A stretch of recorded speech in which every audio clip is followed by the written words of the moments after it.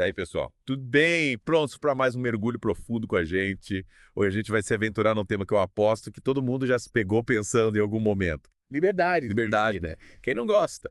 Mas e aí, o que essa palavra significa para você? Boa pergunta. E para dar uma turbinada nessa nossa conversa, vamos dar uma olhada no Devocional 2025, da família Fé, Amor e Esperança. Ah, maneiro. Pois é.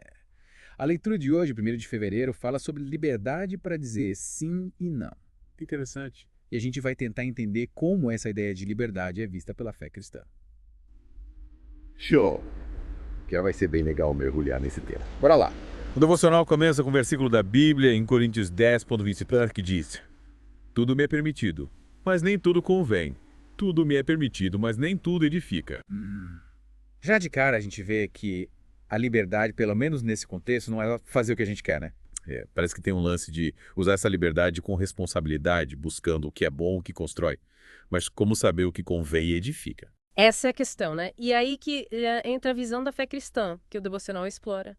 A ideia central é que a verdadeira liberdade não está em fazer tudo que a gente tem vontade, mas em usar nossa autonomia para escolher o bem. Tipo, se aproximar de Deus, viver de acordo com a vontade dele. Isso. É como se a liberdade estivesse ligada à responsabilidade. Tipo, pode escolher, mas tem que lidar com as consequências, né? E sempre buscando o que nos leva para mais perto de Deus. Exatamente. E o devocional usa uma analogia para ilustrar isso. O Jardim do Éden. Ah, Adão e Eva. Isso.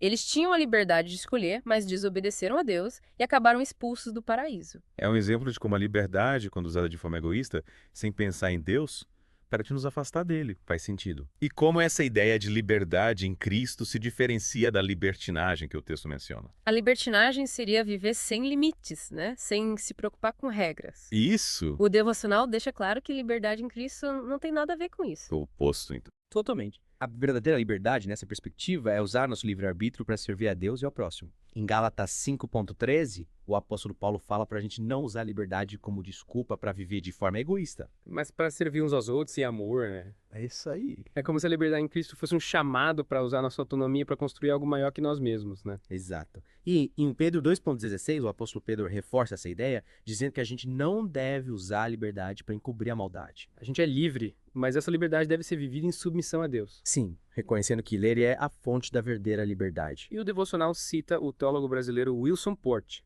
que faz uma distinção interessante.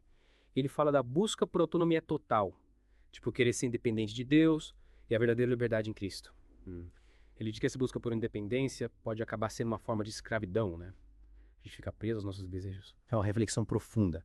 A verdadeira liberdade nessa visão é ser quem a gente foi criado para ser, livre do egoísmo, do medo. É viver em sintonia com Deus, né? Exatamente. E quando Jesus fala para a gente observar os pássaros e aprender com eles, será que não está falando da leveza, da liberdade que Deus oferece? Tipo, os pássaros vivem em liberdade, confiando em Deus. Faz sentido. Será que a gente não podia viver com mais leveza também, sem tanta preocupação?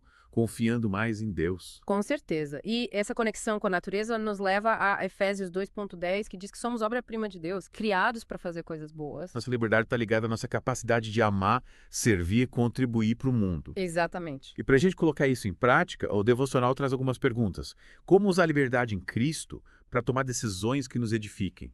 Como resistir à tentação de usar a liberdade para agir de forma egoísta? E como a natureza pode nos inspirar a entender melhor a liberdade que Deus quer para a gente? São perguntas que nos fazem pensar em como a gente tem usado nossa liberdade, né? Ter a liberdade para dizer sim e não significa fazer escolhas conscientes, buscando o que nos aproxime da vida de Deus. Isso aí. Para terminar o devocional, convida a gente para acompanhar o devocional 2025 no canal do youtuber Felipe Vilela. Legal, né? Usar as plataformas digitais para alcançar mais gente com essa mensagem. É isso aí. E você, o que achou dessa ideia de liberdade? Se você tivesse total liberdade para escolher seu caminho hoje, qual seria? Porque fica essa pergunta para você pensar. Quem sabe a gente compartilha nossas descobertas no próximo mergulho. Valeu, pessoal. Até a próxima. Tchau, tchau.